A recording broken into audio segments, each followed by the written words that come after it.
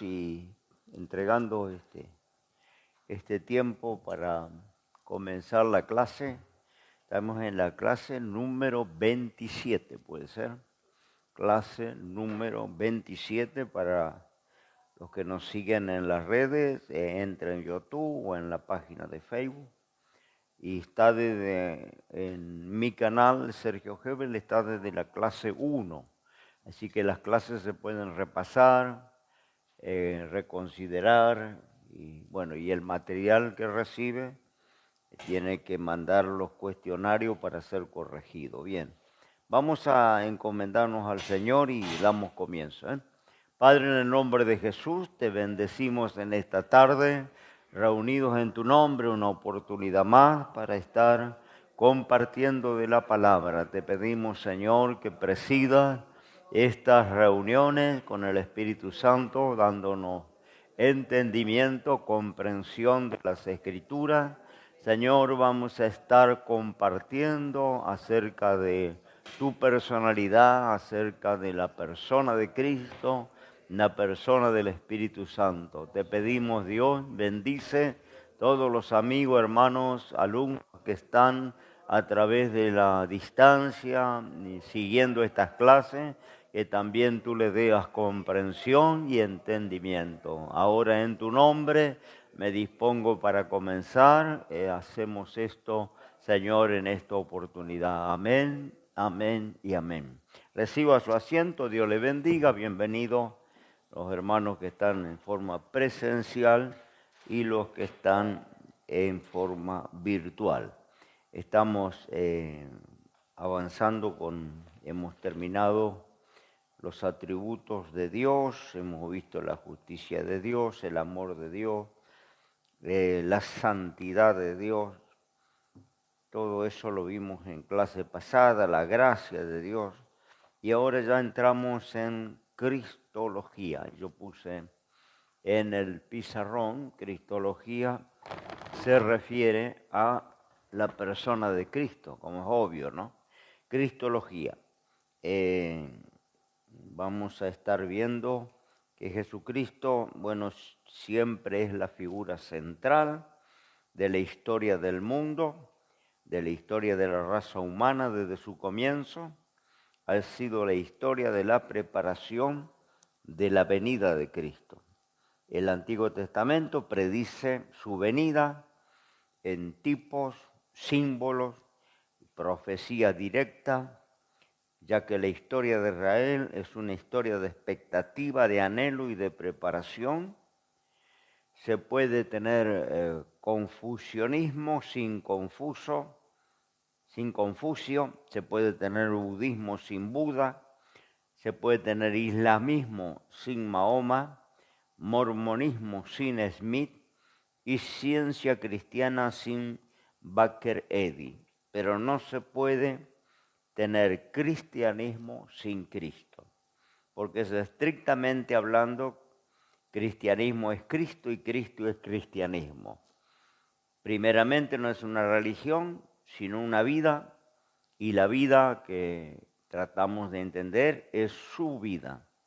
Las Escrituras exponen a la persona de Cristo como el tema central del mensaje dado a los hombres a través de las edades hasta el presente. Vamos a ver enseguida, ahí hay una lista, que es el tema de los profetas de la antigüedad, el tema de los apóstoles, el tema para los judíos, el tema para los samaritanos, para los gentiles, e incluso el tema a predicar hoy, ¿no? Eso lo vamos a ver enseguida, vamos a ver algunos textos, pero muchos evangélicos han desechado el Antiguo Testamento, se movilizan solamente en el Nuevo, argumentando que el Antiguo Testamento era para el pueblo hebreo, para el pueblo de Israel, y sin embargo esto no tiene sustento, ¿no? Tanto el Antiguo como el Nuevo es palabra de Dios, tienen el mismo nivel y la misma importancia y el mismo centro, ¿no? Que es el centro de toda la Biblia, Antiguo y Nuevo Testamento, es Cristo. Para entender el Antiguo Testamento, tenemos que hilvanar las páginas del Antiguo Testamento con la persona de Cristo. Cristo aparece desde el huerto del Edén hasta todo lo que era el santuario hebreo. Cristo aparece desde el portal de la entrada del santuario hebreo hasta ya el lugar santísimo. Aparecen las vestiduras sacerdotales, aparece en los sacrificios, en el altar, en los panes de la preposición, en la fuente de agua que estaba en la entrada, ¿no? Todo el candelabro que iluminaba ese lugar, ese santuario, todos los rituales, ¿no es cierto? El culto hebreo, todo gira en la persona de Cristo. Para entender la ley, el Antiguo Testamento, la cultura judía, ¿no es cierto? El culto hebreo, tenemos que poner a Jesucristo, ¿no? Dentro de esas páginas. Entonces así todo tiene sentido, ¿no? Porque vuelvo a decir, el Señor Jesucristo es la figura principal de la historia humana, pero también de la historia bíblica. Toda la historia bíblica se refiere a Cristo, ¿no? Vuelvo a decir, desde el huerto del Edén, desde el ángel de Jehová que aparece en los patriarcas, desde Melquisedec, ese sacerdote extraño, sin linaje, sin principio de día ni fin de ello, ¿no? Rey y sacerdote, ¿no? Que es una figura de Cristo. Ahí desde los mandamientos, dentro de los mandamientos está la figura de Cristo. En el Sabbat es Cristo, es decir, que dentro de los 10 mandamientos aparece Cristo simbólicamente, porque tenemos el tan discutido y polémico sábado, ¿no? Que algunos se empeñaron en guardar y que no tiene sentido, ¿no? Porque es una fecha de calendario la que ellos guardan, cuando el Sabá, dentro de los 10 mandamientos, era una figura, un tipo profético del Señor Jesucristo. Por eso luego Hebreo lo va a aclarar, la carta a los Hebreos, cuando dice el que está en el Señor entró en el Sabá, reposa de sus obras.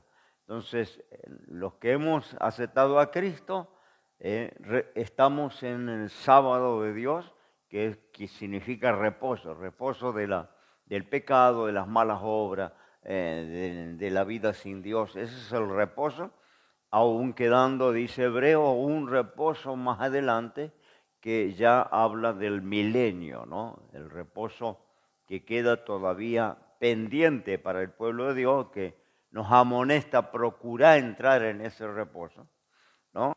Ese reposo que está adelante, que es el milenio, ¿no? Por 6 días trabajó Dios, el 7º descansó, toda una figura, vuelvo a decir, simbólica y profética, ¿no? Porque para el Señor un día es como 1000 años como un día, ¿no? Trabajó 6 días, el 7º descansó. O casualidad que el mundo la raza humana va cumpliendo casi 6 días, ¿no? De existencia, porque estamos casi llegando a los 6000 años desde que Dios hizo a Adán y Eva, y cercanos al 7º, ¿no? El último milenio es el 7º, que será el reposo de Dios cuando se una con su iglesia, cuando establezca su reino, y ese es el reposo que nos amonesta el escritor de los hebreos que procuremos entrar. Pero ya los que estamos en Cristo entramos en Sabá, estamos en reposo, no necesitamos un día del almanaque, ¿no? Entonces ni sábado ni domingo, porque también hay una facción cristiana que guardan el domingo, el día del Señor. Y vuelvo a decir, no tiene nada absolutamente que ver con el almanaque, el calendario. El calendario es un calendario griego, gregoriano y pagano, ¿no? Y le han puesto a los días de la semana ciertos nombres inspirados en el monte Olimpo, que tenía Grecia con sus dioses, ¿no? Y adoraban, eran politeístas. Y bueno, de esos dioses, Mercurio, Júpiter, Venus, sale miércoles, jueves, viernes, ¿no? Y por allá al séptimo día le ponen sábado, ¿no? Pero nada que ver con lo que la Biblia quería decir, con el tema del sábado, con el tema del día del Señor. No sé, ni el domingo ni el sábado. El que está en Cristo, todos los días del año son días del Señor y todos los días del año son sabbat. Los 365 días del año para el cristiano son sabbat, porque entramos en el reposo al convertirnos, ¿no? Falta uno, que es el milenio, que dice que procuremos entrar en él, pero ya estamos en reposo, reposamos del pecado, de las malas obras. Ese se trata en la simbología del sabbat, ¿no? Entonces lo encontramos a Cristo dentro de los 10 mandamientos, lo encontramos a Cristo en el santuario, vuelvo a decir, de santuario hebreo, desde la puerta hasta el fondo, hasta el lugar santísimo. Todo habla de Cristo, todo es figura de Cristo, ¿no? Entonces, ¿por qué? Porque no existía la revelación escrita, y la revelación para el pueblo hebreo era tipológicamente, ¿no? Era con figuras, con tipos, con todos esos rituales que ellos tenían, la fiesta de las cabañas, la Pascua, la fiesta de las cosechas, de las primicias, ¿no? Todo eso se resume en la persona de Cristo, ¿no? La primicia tal es así que, ¿no? Cuando habla de la resurrección, toma la figura de las primicias. El escritor Pablo, ¿no? Cuando habla de la resurrección en 1 Corintios 15, que dice cómo es el orden de la resurrección, y dice Cristo, luego las primicias, luego los que son descritos en su venida, ¿no? Entonces ahí tenemos la figura del sacerdote que recibía del hebreo las gavillas antes de levantar la cosecha, ¿no? El hebreo juntaba un manojo de gavilla de su sembrado, su trigo, cebada, lo que haya sembrado, y lo llevaba al templo, ¿no? Dice que el sacerdote mecía, ¿no? Mecía quiere decir, ¿no? Presentaba a Dios en el lugar santo esa semilla, esas primicias, esos primeros frutos, quiere decir, primicia, ¿no? Aun cuando el hebreo daba las primicias, estaba prefigurando a Cristo, estaba prefigurando la resurrección, ¿no? Cristo iba a ser el primero, las primicias luego, y después en su venida los que son de Cristo, y al fin de los tiempos, cuando el Señor se realice el gran juicio del trono blanco, todos los muertos grandes y pequeños tendrán que resucitar para comparecer, ¿no? Ahí estaba el orden. Y ahí, puedo decir, aparece Cristo en todos los rituales y tradiciones y mandamientos y estatutos que tenía el pueblo hebreo. Si lo queremos entender, tenemos que poner a Cristo, ¿no?, como hilo conductor, ¿no?, en toda esa historia, porque vuelvo a decir, los colores del tabernáculo hablan de Cristo, las figuras que tenían, los adornos que tenían, el candelabro, la vestidura sacerdotal, la mesa de los panes, ¿no? Todo habla de Cristo, ¿no? Entonces, hasta si vamos más atrás, lo dice Pablo, por eso digo que no podemos desechar el Antiguo Testamento diciendo eso era para el pueblo judío y movernos con el nuevo, porque es como una cadena que le cortamos los principales eslabones. Todo está encadenado, todo está engarzado desde el Edén, el huerto del Edén, hasta el Apocalipsis, ¿no? Y no se puede quitar una cosa y la otra, ¿no? Y hablamos ¿no?, el bautismo. Pablo decía que el bautismo, ¿no es cierto?, es que el pueblo hebreo fue bautizado en la mar, donde cruzaron el Mar Rojo, no era simplemente un cruce, ¿no? Sino que era un bautismo masivo. Dios estaba bautizando, ¿no? Más de 1 millón de personas al hacerlo pasar por bajo del agua. El agua había formado 2 paredes, se había hecho un camino seco y el pueblo pasó, dejó atrás Egipto, símbolo del mundo, del pecado, rumbo hacia Canaán, la tierra prometida, ¿no? Nosotros dejamos el mundo en el bautismo, símbolo de muerte y resurrección, porque cuando descendemos y nos cubre el agua, símbolo de sepultura. No se sepulta un muerto con un puñadito de tierra, ni siquiera los animales se sepultan así, ¿no? Se hace un hoyo, se entierra y se tapona bien taponado para que la corrupción no salga, ¿no? Y bueno, eso es el símbolo de bautismo. Sepultura, por eso el agua tiene que cubrir al candidato, como la tierra cubre un muerto, y luego cuando le levanta, el bautizador, símbolo de resurrección. Se levanta un nuevo hombre, una nueva criatura, una nueva vida. Eso pasó con todo el pueblo hebreo cuando el Señor les hace cruzar, ¿no? Bajo del agua, porque el agua formaba 2 paredes, hacia el otro lado, después se cerró, es decir, la vida vieja fue sepultada y ellos cruzaron a una vida nueva. Esto lo dice, lo revela el apóstol San Pablo, diciendo que también fueron bautizados en la nube y en la mar, ¿no? Esa nube que los guiaba, esa nube que descendía sobre el tabernáculo cuando el pueblo acampaba, que de noche se transformaba en una columna de fuego y de día era una nube, una columna de nube. Dice, fueron bautizados en la nube. Ahí tenemos bautismo del Espíritu Santo, porque la nube era la gloria de Dios, la presencia de Dios. Cuando la nube se apoyaba arriba del tabernáculo, los sacerdotes no podían estar de pie, tenían que tirarse al suelo, porque la gloria de Dios, dice, llenaba el lugar, ¿no? Entonces ahí tenemos que todos los antiguos fueron bautizados en la nube y en la mar. Es decir, bautismo de agua y bautismo del Espíritu Santo.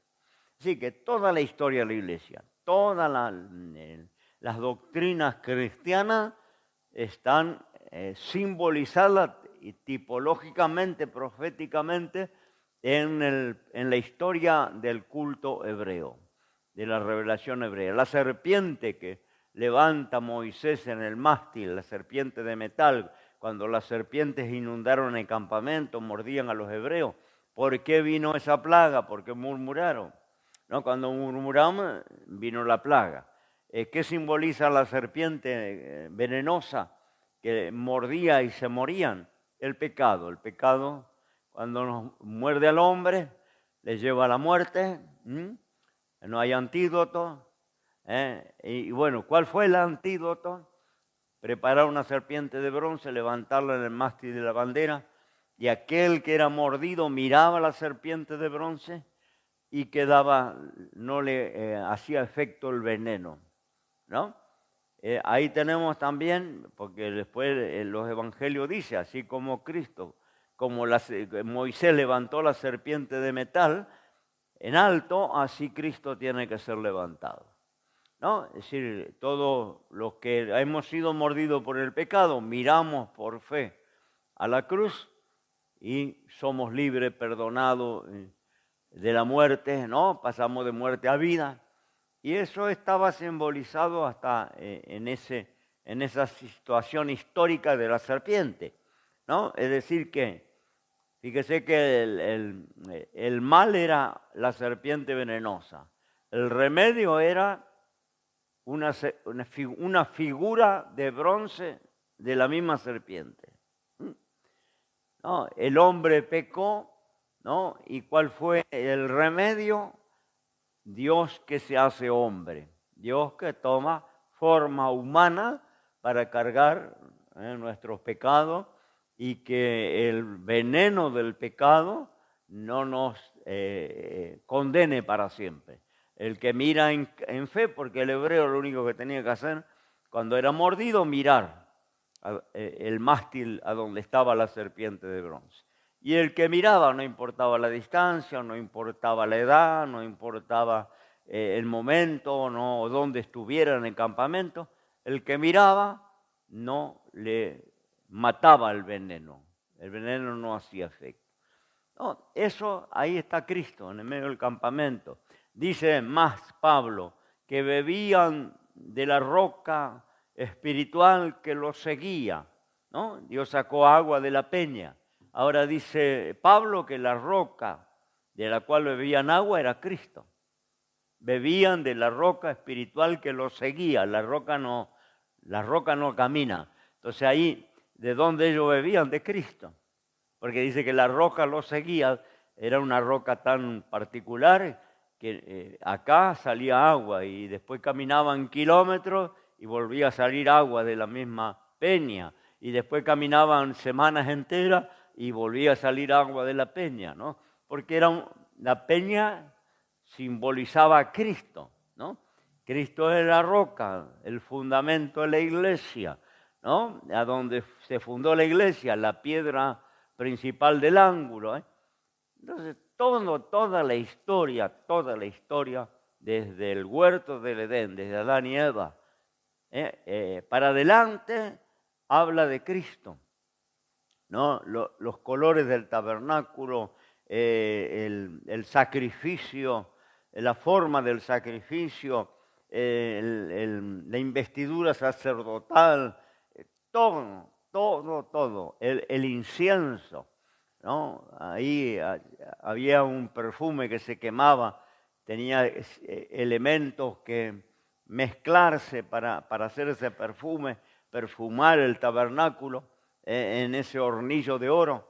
Bueno, después encontramos en la Biblia que hoy el incienso que perfuma, ¿no? La casa de Dios ya no son hierbas aromáticas, ni son brasas, ni es un hornillo, sino que es la alabanza, la oración de la iglesia, es el incienso que perfuma la casa de Dios, ¿no? Entonces, tenemos, vuelvo a decir, el aceite de la unción, el aceite, la mezcla de oliva, el aceite santo de la unción, todo habla de Cristo, ¿no? En la historia hebrea.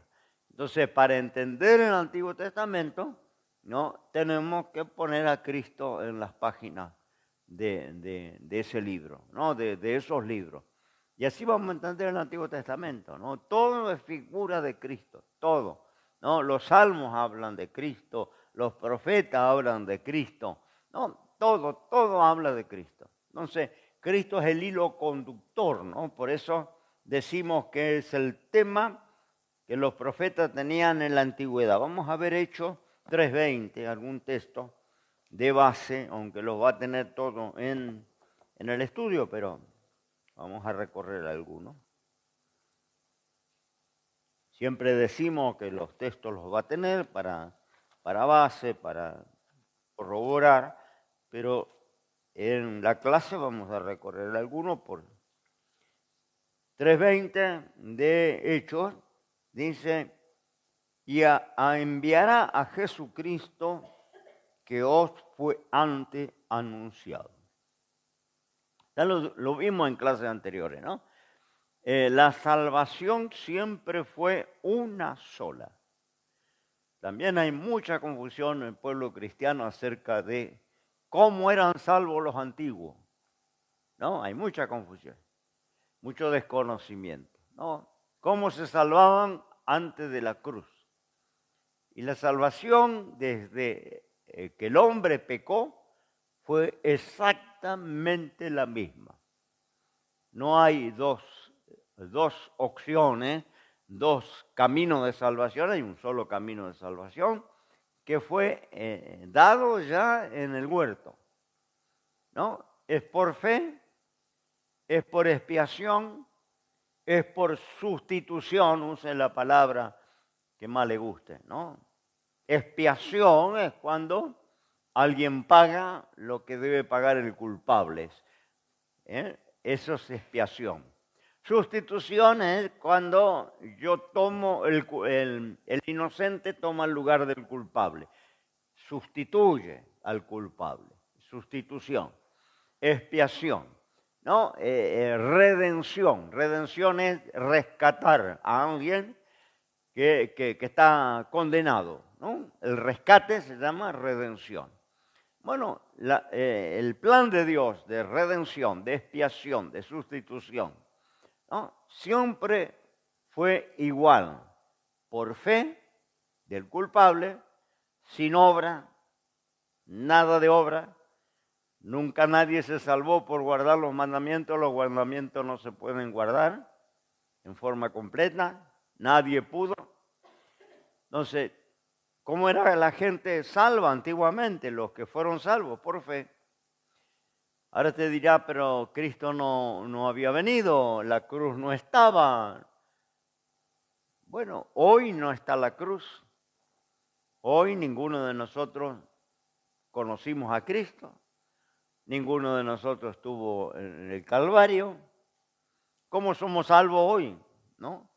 Porque nos anuncian que hace 2000 años vino Cristo, murió por nosotros, nos anuncian la obra del Calvario y nosotros, por fe, mirando 2000 años atrás, 2023 años atrás, ¿no? Por fe, en lo que no vimos, no fuimos testigos, no estuvimos allí, no hay fotografía, no hay filmaciones, no hay... Pero por fe creemos y somos salvos. ¿Cómo eran salvos los antiguos? Bueno, mirando hacia adelante, nosotros miramos hacia atrás. Los antiguos tenían que mirar hacia el futuro, al Mesías que vendría, el Mesías prometido. Nosotros miramos al Mesías que vino, ellos miraban al Mesías que vendría. ¿No? Entonces tenían la palabra profética de que nacería un redentor. Entonces tenían incluso detalles de cómo nacería, de qué forma, cómo sería el asunto, cómo sería su carácter, cómo sería su ministerio. Todo eso lo tenían revelado proféticamente. ¿Qué tenían que hacer ellos? Creer. Creer en esa promesa, mirar hacia adelante. Y los que creyeron fueron salvos. Los que no creyeron fueron condenados. Salvación siempre fue la misma. Por eso en el huerto, cuando Adán y Eva desobedecen, allí, ¿no es cierto?, está tipificado el sacrificio de una víctima inocente para cubrir la culpa de los pecadores, ¿no? Para cubrir al culpable. Porque estaban desnudos, tenían vergüenza, se escondieron. El Señor los vistió, los cubrió su desnudez, ¿no? Cubrió sus vergüenzas, tomando pieles de animales, ¿no? Hizo túnica de pieles y lo vistió.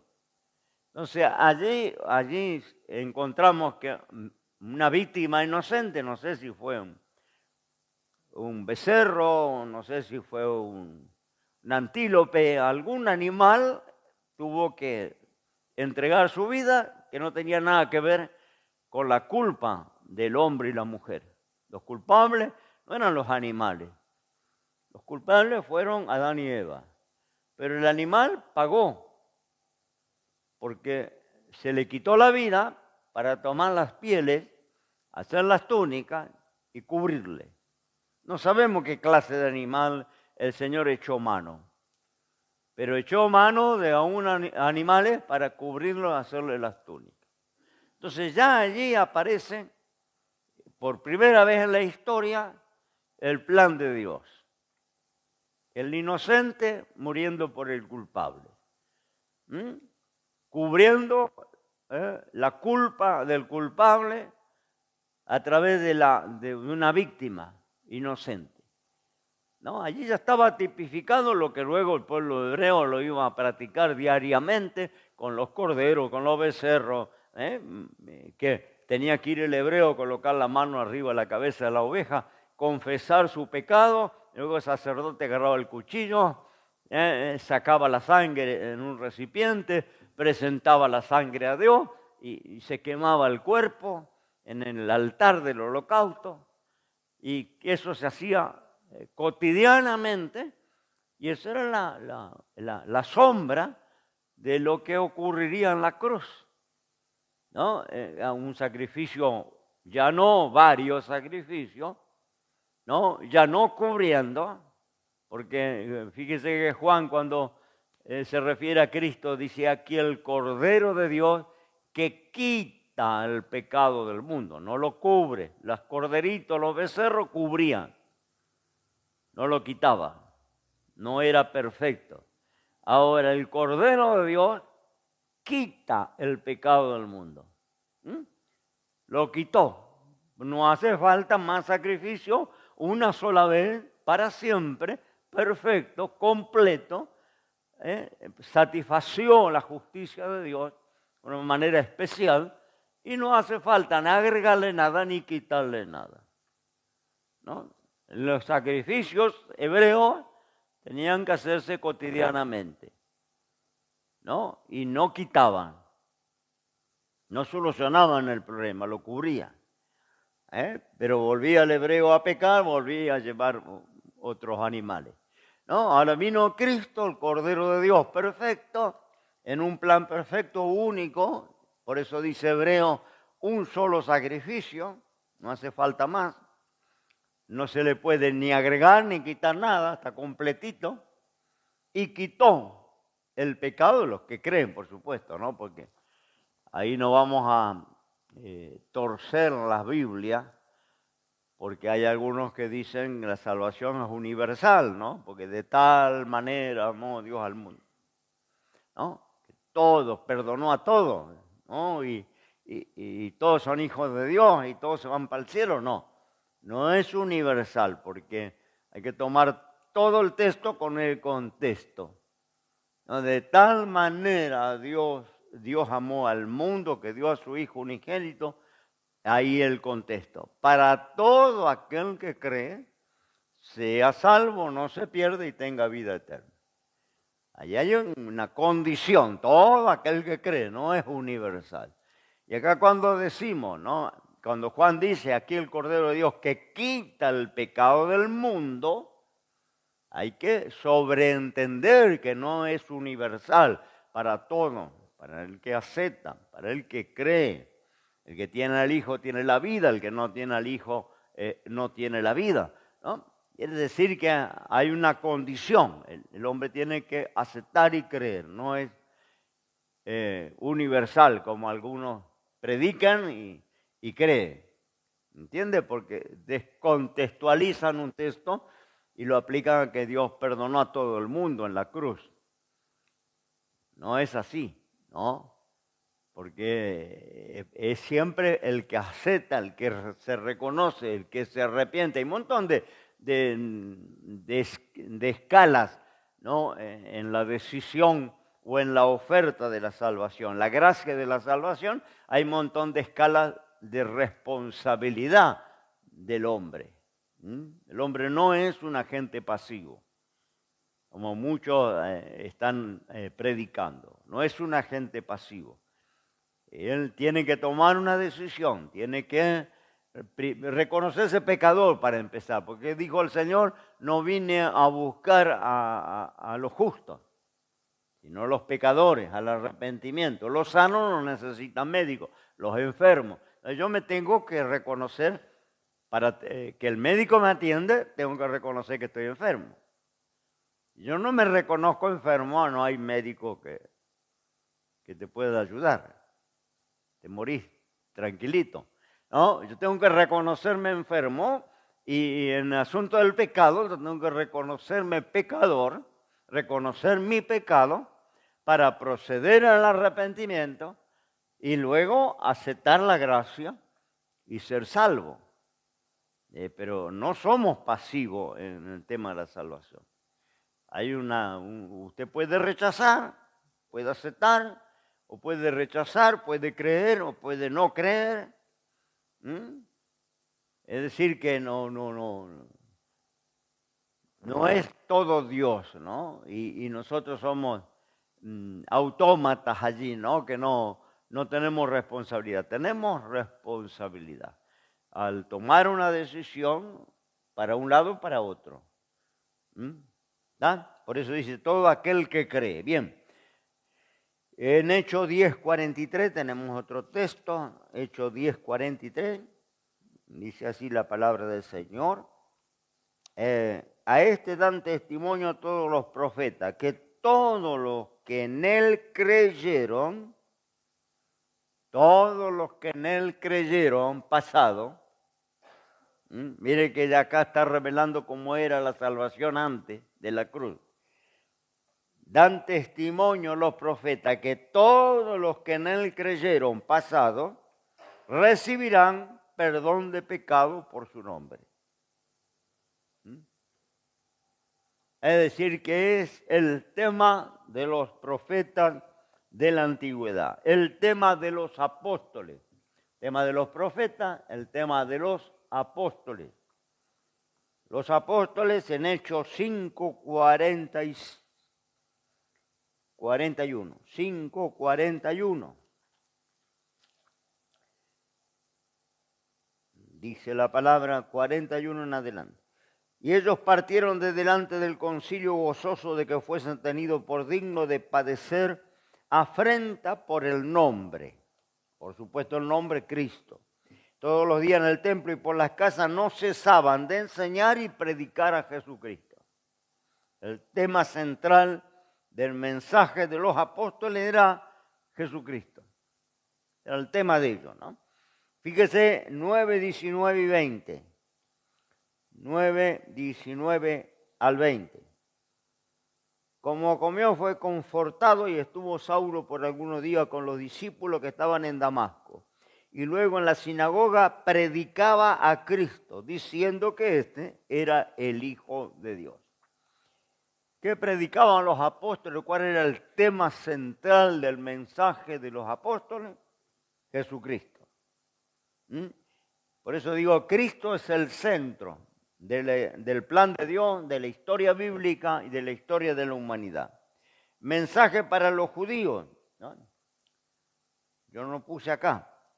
A ver si me faltó. Apóstoles para los judíos. Hay que agregarle allí.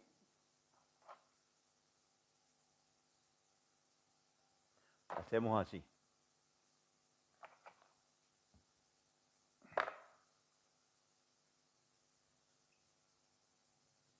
C, judío. D, samaritano.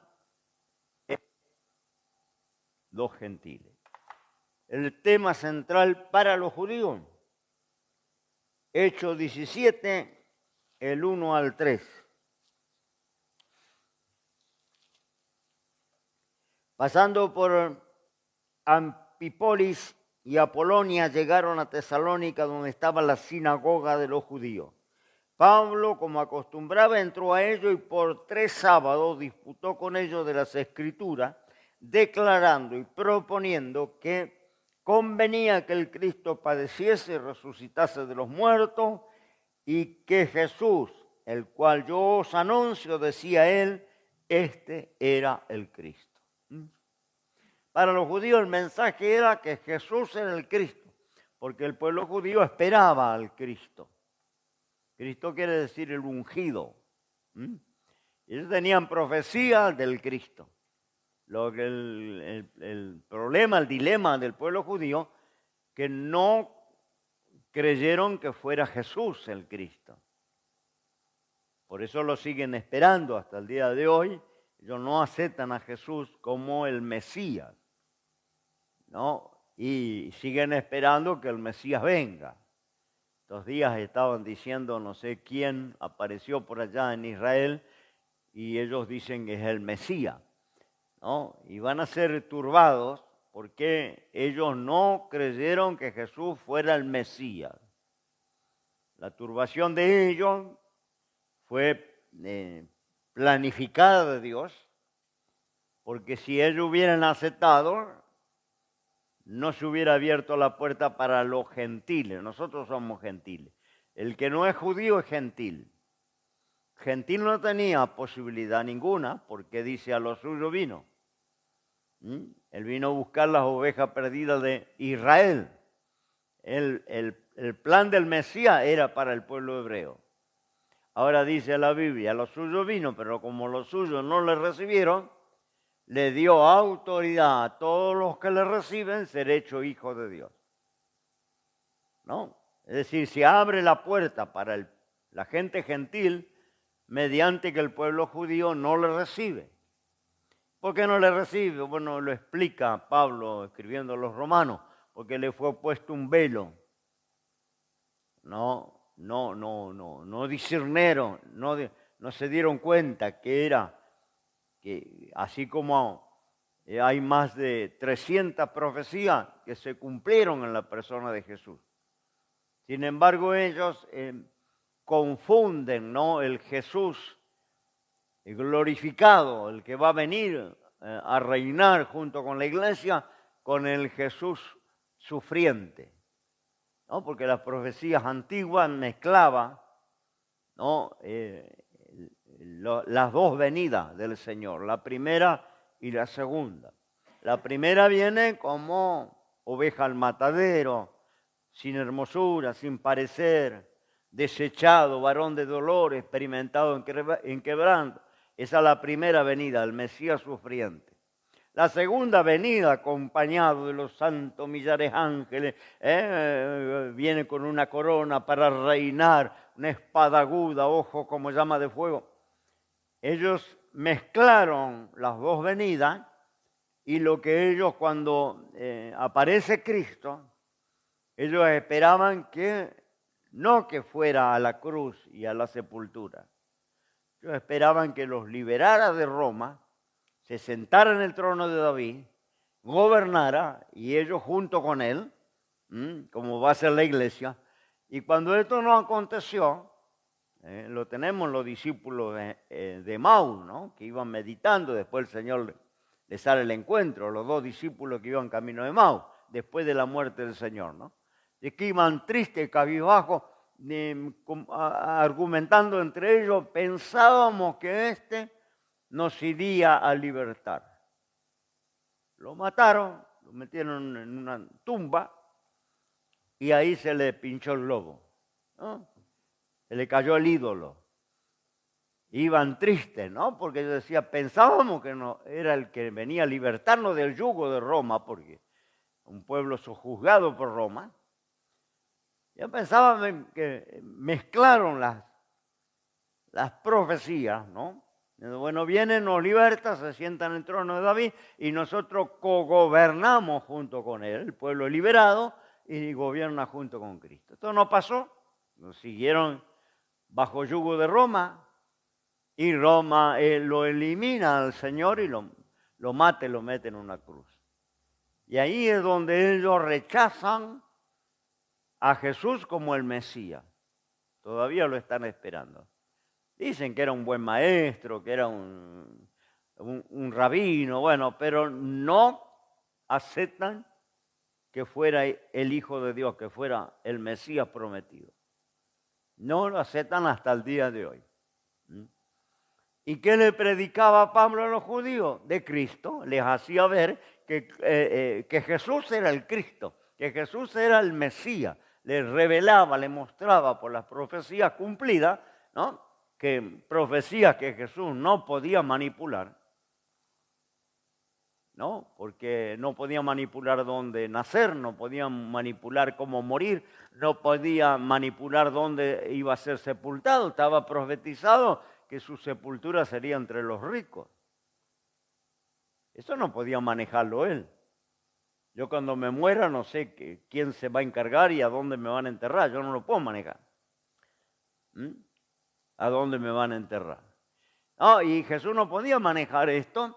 Y mire cómo se prepara que allí, ¿no es cierto?, José de Arimatea, ¿no?, y Nicodemo se encargan de ofrecer una tumba en el cementerio más destacado de Jerusalén, ¿no? Y la sepultura de él es entre los ricos. No podía manipular dónde nacer. en Betelén, ¿no? Iba a nacer en esa aldea, ahí tenía que nacer, y de una virgen, y vendrían los reyes de Oriente y le ofrecerían dones. Todo eso está profetizado. Sin embargo, el pueblo judío no acepta que Jesús sea el Mesías, ¿no? Era el tema también predicado a los samaritanos, Hechos 8:5. 8:5. Entonces Felipe, predicando en la ciudad de Samaria, le predicaba a Cristo. Mensaje central era Cristo, ¿no? Era el tema predicado para los gentiles, los que no son judíos, son gentiles. Ahí está en Gálatas 1:15 y 16. Gálatas 1:15 y 16. Mas cuando plugo a Dios, que me apartó desde el vientre de mi madre y me llamó por su gracia, revelar a su Hijo en mí para que le predicase entre los gentiles, luego no conferí con carne ni sangre. Está testificando Pablo, ¿no? Que fue llamado y se le reveló Cristo para él tener un ministerio a los gentiles, a los que no eran judíos. Y se abre la puerta para los gentiles mediante que el pueblo judío rechaza al Mesías. Bien, es el tema del evangelio que se nos manda predicar hoy en día. Un montón de textos. También va a tener el estudio, pero voy a leer uno nada más. Romanos 1 del 1 al 3. Pablo, siervo de Jesucristo, llamado a ser apóstol, apartado para el evangelio de Dios, que él antes había prometido por sus profetas en las Santas Escrituras, acerca de su Hijo, que fue hecho de la simiente de David, según la carne. Ahí lo tenemos, mandamiento para todos los que el Señor llama predicar a Cristo. Bien. Si tienen duda, me preguntan, los que están presentes y los que están en las redes, en los comentarios, en los videos que subimos, abajo en los comentarios, puede hacer la pregunta. Yo leo todos los comentarios y si hay alguna duda, la contesto. Bien, vamos a ver la humanidad de Cristo. Jesucristo era, se le llama así en los evangelios, el Hijo del Hombre. ¿No? ¿Por qué se le llama al Hijo del Hombre? Porque es el representante de toda la humanidad. Cristo está en y es de la raza humana, nacido de una mujer y sujeto a las condiciones humanas. La humanidad de Cristo se muestra mediante su parentesco humano. En su nacimiento, Jesucristo se sometió a las condiciones de una vida y cuerpo humano. Se convirtió en la simiente de la humanidad por medio de un nacimiento humano. Gálatas 4:4 también va a tener una cantidad de textos.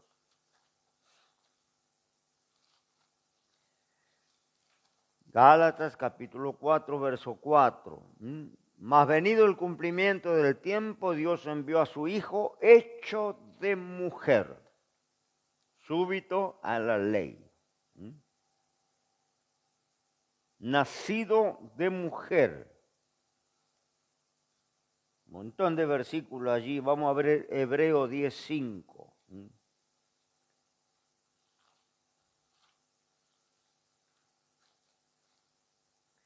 Dice así: por lo cual entrando en el mundo, dice, sacrificio y presente no quisiste, mas me apropiaste cuerpo. Entrado en el mundo a través de humanidad. Entra al mundo a través de humanidad, vida y cuerpo. Es decir, esto hay que tenerlo también claro, ¿no?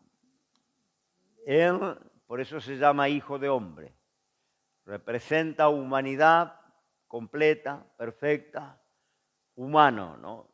Él no podía apelar a su naturaleza divina. En los días de su ministerio, él no podía, estaba latente en su cuerpo humano estaba latente su divinidad, pero él no podía apelar a la divinidad en ningún momento, porque si él apelaba a la divinidad, fracasaba el plan de sustitución, de expiación. Él tenía que vencer humanamente, tenía que no pecar, porque si pecaba también fracasaba. Él tenía que no pecar humanamente. Por eso ayunó 40 días, por eso se pasaba las noches orando, por eso fue a aprender la palabra a los pies de los sacerdotes en el templo, porque él tenía que vencer humanamente, como nosotros. Porque si no sería muy injusto que él lo hubiera logrado y que luego nos diga a nosotros, hagan como yo hice, sigan mis pisadas. Si él hubiera apelado a su naturaleza divina, sería injusto que nos pida a nosotros, humanos, que sigamos su pisada. Podríamos decir, él pudo porque era Dios, pero yo no. Nada que ver, ¿no? Entonces, él tenía que lograrlo en su humanidad. Nunca podía apelar. Por eso también fue bautizado con el Espíritu Santo. Imagínense, Dios bautizado con el Espíritu Santo. Si él viene como Dios, no necesita ni orar, no necesita ni ayunar, no necesita aprender la Escritura, porque Dios es el autor de la Escritura.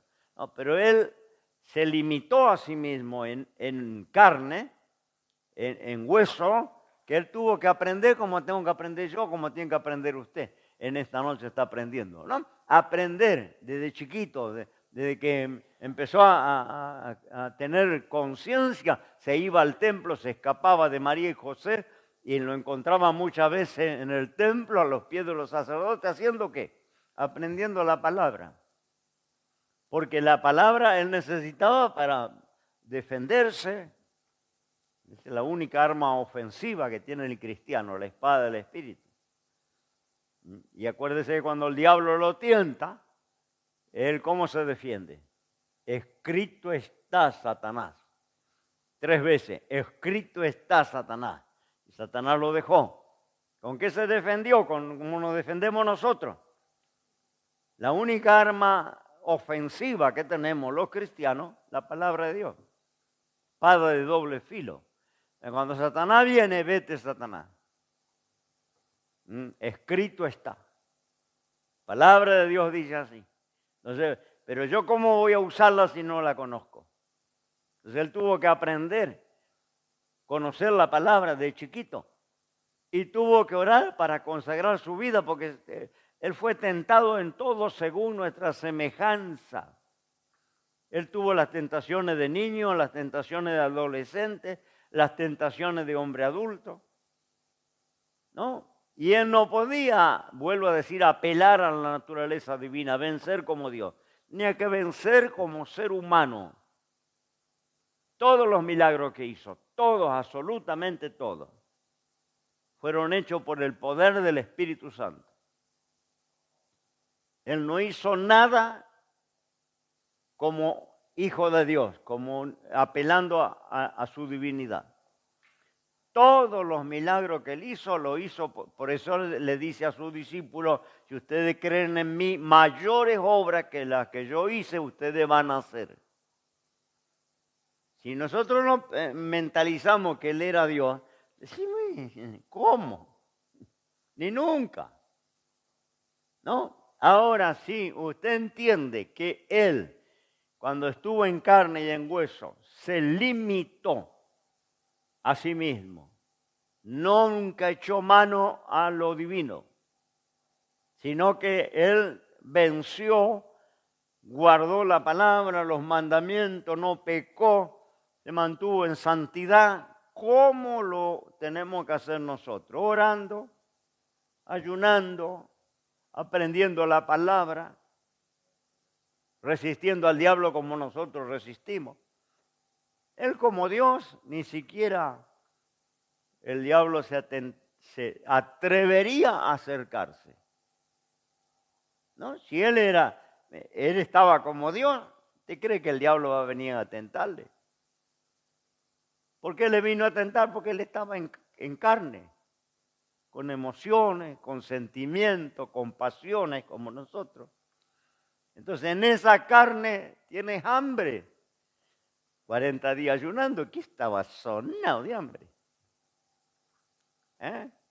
Tienes hambre, transforma esas piedras en pan y come.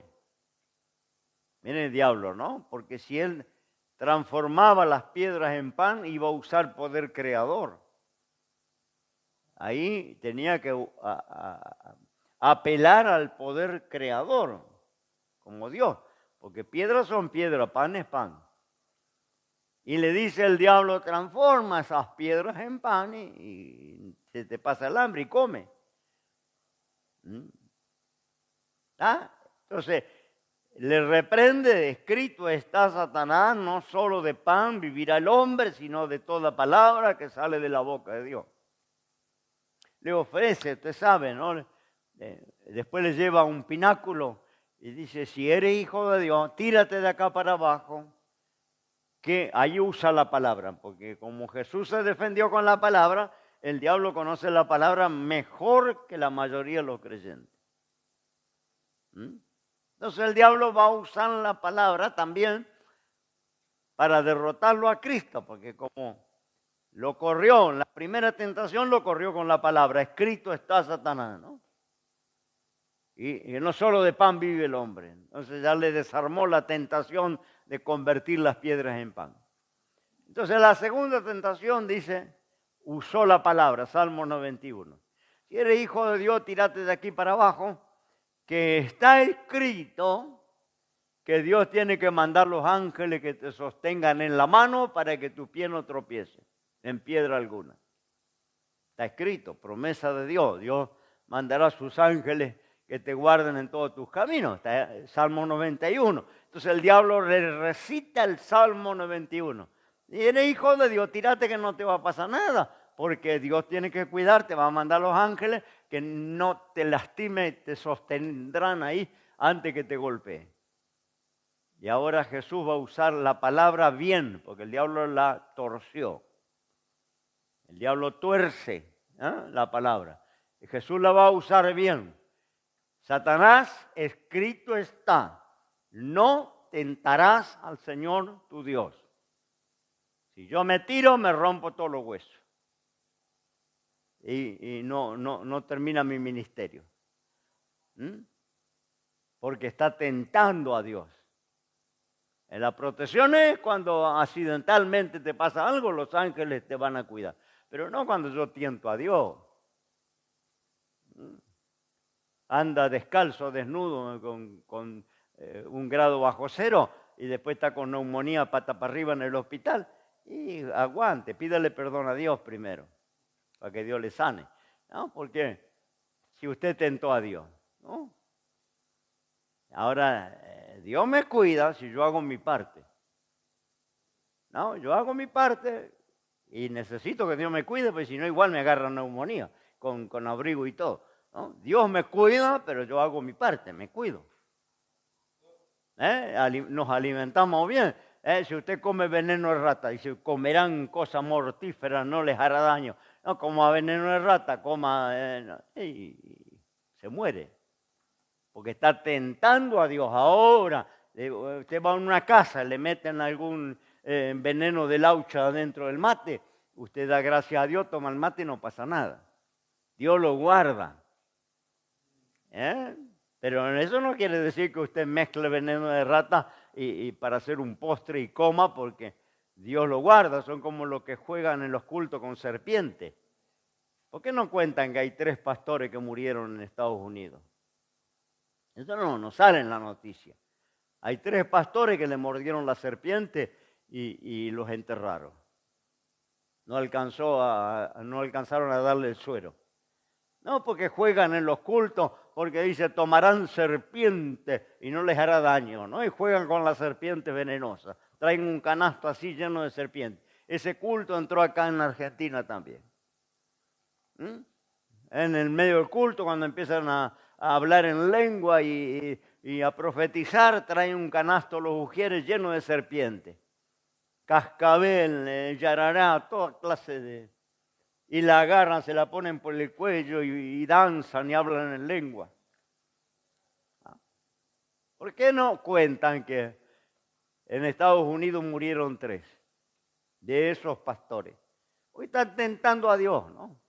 Y la última tentación, ¿no? Le ofreció todos los reinos de la tierra. Si postrado me adorares, un poquitito adorame, yo te daré todos los reinos porque son míos y se los doy a quien quiero. Si fuera que él era Dios o estaba como Dios, no le puede ofrecer nada que él no tenga. Dios es dueño de todo. ¿No? Se lo ofreció tentando su humanidad, ¿no? Apelando a sus emociones, a su intelecto humano, ¿no? A la codicia que el humano tiene, ¿no? Te doy todos los reinos, todas las riquezas, ¿no? Solo adorame un poquito. Y él usó la palabra de nuevo, ¿no? Escrito está, Satanás, al Señor tu Dios, a él servirá y a él solo adorarás. Y ahí le dejó. Sí, hermano. Fuerte porque si no, no escuchan. Sí, sí, claro. Sí, sí, sí. Exactamente. Sí, claro que sabía. Sí, claro que sabía que era Dios. Pero lo que tenía que lograr, que él apelara a su divinidad, a su naturaleza divina. Si él lo hacía, ahí arruinaba el plan. Bueno, hasta acá se me fue la hora. Después Pablo tiene 15 minutos más, no me haga cortito. Oramos al Señor. Bien, damos gracias a Dios. Ya está el pastor Pablo con la clase de hermenéutica. Padre, en el nombre de Jesús, te alabamos, te bendecimos, te damos gracias, Señor, en esta noche por compartir la palabra. Gracias, Señor, por la revelación de las Escrituras. Nos hacen entendidos en la salvación. Te alabamos por eso, te bendecimos por darnos conocimiento y luz. Gracias, Señor. Bendice ahora a todos los hermanos y amigos de las redes, que esto que hemos compartido les sea de edificación. En el nombre de Jesús, amén y amén. Dios le bendiga.